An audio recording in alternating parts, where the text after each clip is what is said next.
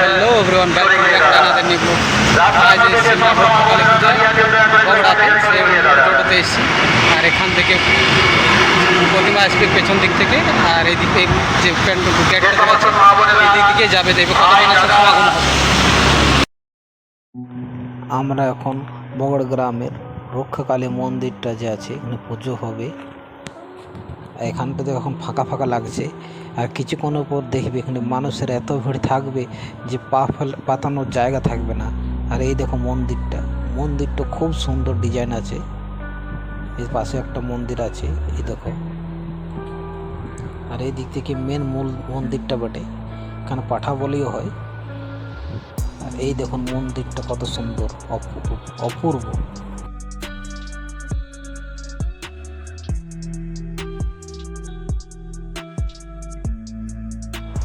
এমনি দিনে মন্দিরের পরিবেশটা খুব শান্ত থাকে। আর এই দিকটা দেখো, এই দিকটাতে মা প্রবেশ করবে, দুটো পথ আছে। আর এই দুটো খুঁটো পুঁতে আছে। আর এই দেখো এখানে পাঠা বলে হবে। আর এই দিকটা দেখো মা এখনই এসে এই পথে ঢুকবে, বিরাজমান হবে। এই দেখো মন্দিরটা।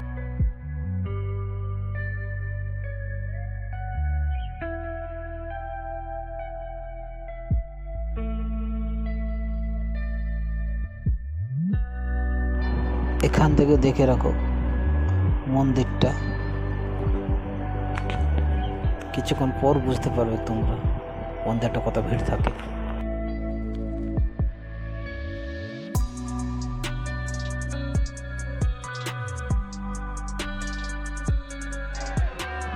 এবার দেখো মানুষের কত টল।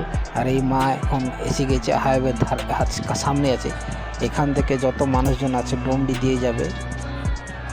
রাস্তাটার চারপাশ দেখবে কত মাঝে লোক আছে, এবং চারপাশে এই লোকে ভিড় দেখবে এখানে।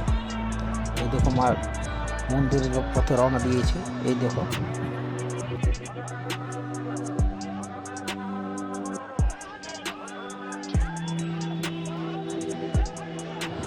এই বছর মা নিমচা থেকে আসতে লেট হয়েছে, কিন্তু তাও কত ভক্তবৃন্দ প্রতীক্ষায় আছে।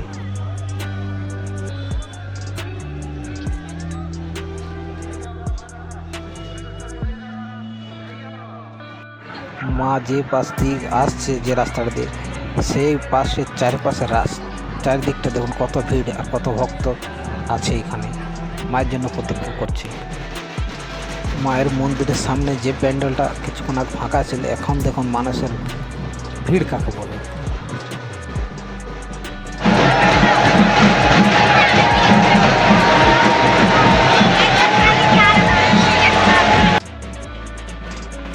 এই দেখো মা মন্দিরের সামনে চলে এসে এবার মন্দিরের ভেতরে বিরাজমান করবে মাকে।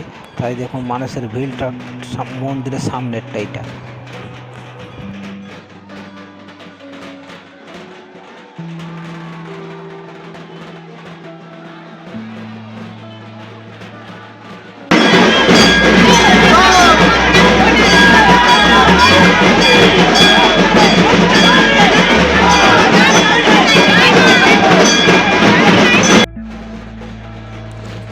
একে মাকে ভিতরে প্রবেশ করা হচ্ছে এবং বিরাজমান করা হবে। আর এখানে দেখো মানুষের ভিড়টা কেমন, ওই দিকটা তো ঢোকার জায়গা নেই, প্লাস সাইডে যে রাস্তা আছে সেই রাস্তাটাও জায়গা নেই। আর এই দিকটার ভিড়টা দেখুন একবার এখান থেকে। পেছনে এই মন্দিরটা আছে, দেখতে পাচ্ছি ভিড়টা দেখছে এখনো বুঝে আছে। ভিডিওটা কেমন লাগলো অবশ্যই জানাবে। এখান থেকে